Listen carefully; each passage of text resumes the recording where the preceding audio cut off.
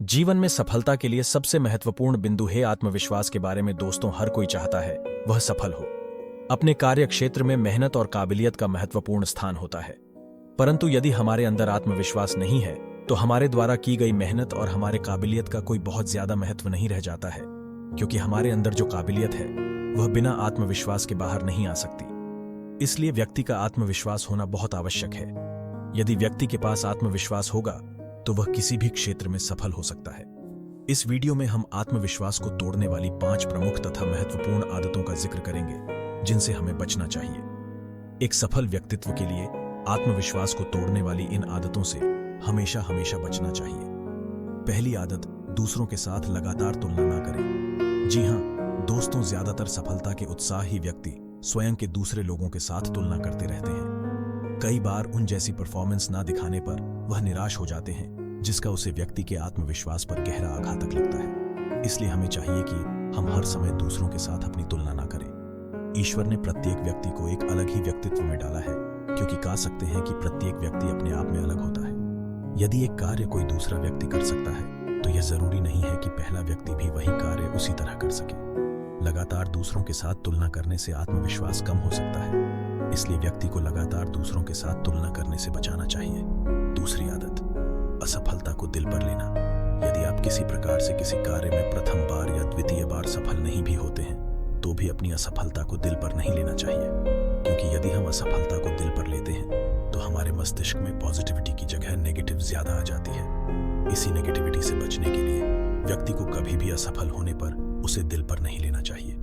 इसलिए हमें शुरुआती असफलता को ज्यादा दिल पर नहीं लेना चाहिए। तीसरी आदत, खुद को नेगेटिव विचारधारा वाले लोगों से दूर रखना। हमारे आसपास नेगेटिव और पॉजिटिव दोनों प्रकार की विचारधारा वाले लोग रहते हैं। कुछ लोग ऐसे होते हैं जो हमारी असफलता को भी सफलता की ओर बढ़ाने के लिए प्रेरित करते हैं, और कुछ जो हमारी असफलता को बार बार भुलाने का प्रयास रहते। और हम ऐसे नए नेगेटिव विचारधारा वाले लोगों से अपने आप को हमेशा हमेशा बचाना चाहिए, क्योंकि कहां भी गया है कि जैसा करोगे संघक वैसा चढ़ेगा रंग। इसलिए हमें सफल लोगों का संग करना चाहिए, या यूं कहे तो सफल लोगों के जीवन से प्रेरणा लेनी चाहिए, भले ही वह हमारा शत्रु ही क्यों ना हो।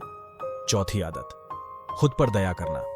जी हां दोस्तों, मनुष्य की सबसे बुरी आदत है खुद पर दया करना। कोई भी अपनी दिव्यांगता पर कभी आंसू बहते हुए नहीं जाता है, क्योंकि वह जैसा भी होता है अपने आप से संतुष्ट होता है, परंतु दूसरे लोग उसकी दिव्यांगता को उसका दुख और कष्ट बनाकर उसके सामने रोना रोते हैं, जिससे वह दिव्यांग व्यक्ति भी उस कष्ट और दर्द को महसूस करने लगता है। ठीक इसी प्रकार से यदि हमारे अंदर हमारी अत्यधिक मेहनत के बाद भी किसी प्रकार की असफलता होती है, और यदि हम उसे असफलता के कारण अपने स्वयं पर दया करते हैं, तो इससे बड़ा स्वयं का शत्रु कोई और नहीं हो सकता है। इसलिए कभी दया न करें। ऐसा करने से आपका आत्मविश्वास न केवल बना रहेगा अपितु बढ़ेगा भी। पांचवी आदत, लगातार ज्यादा सोचना।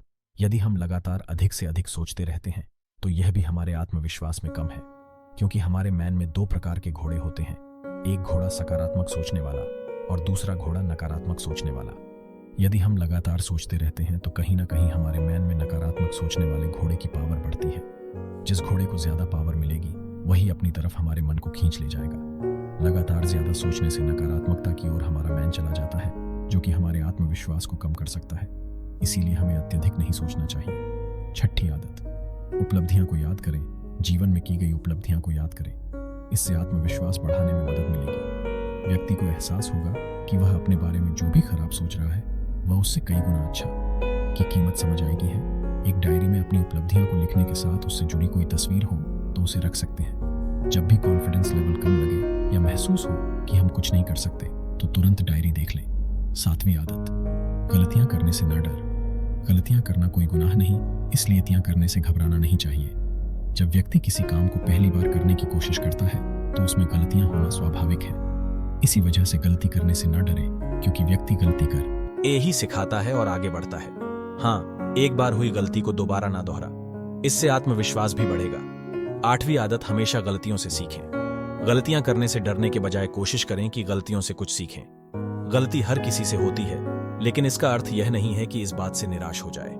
इस बात का ध्यान रहे कि गलती करने के बाद लक्ष्य को हासिल करने की कोशिश को नहीं छोड़नी चाहिए। गलतियों से सीखें और आगे बढ़ने का प्रयास करें। इससे आपका आत्मविश्वास नहीं डगमगाए। 9वीं आदत, परफेक्शन की चाहत ना रखें। परफेक्शन का मतलब यह नहीं होता है कि खुद को बेहद ज्यादा परेशान करें। ऐसा करने से अपने लक्ष्य से भटक सकते हैं। अगर आप हमेशा सोचेंगे कि हर काम परफेक्ट हो तो ऐसा नहीं। इससे दिमाग में टेंशन बनी रहती है और कम भी गलत हो सकता है। इसी वजह से कोशिश करें कि ज्यादा प्रेशर में रहने के बजाय आराम से कम करें। इससे कम भी सफल होगा और आत्मविश्वास भी बढ़ेगा। 11वीं आदत, सही शब्दों का चयन और बोलने की कला। सबसे जरूरी बोलने की कला सीखना है। आत्मविश्वास बढ़ाने के लिए यह जरूरी कदम होगा कि जिसे अपनाना चाहिए। अगर आप लोगों के बीच में बोल नहीं पाते हैं तो इसकी शुरुआत अपनों से कर सकते हैं। शुरुआत में घर के सदस्यों भी दोस्तों से बातें करें। इसके अलावा छोटे छोटे फंक्शन में अपना योगदान दें। ऐसा करने से आपके अंदर बोलने का कौशल आएगा। सही शब्दों का चयन करना भी जरूरी है। इससे आत्मविश्वास बढ़ाने में मदद मिलेगी। दोस्तों, आज हमने आत्मविश्वास को कम करने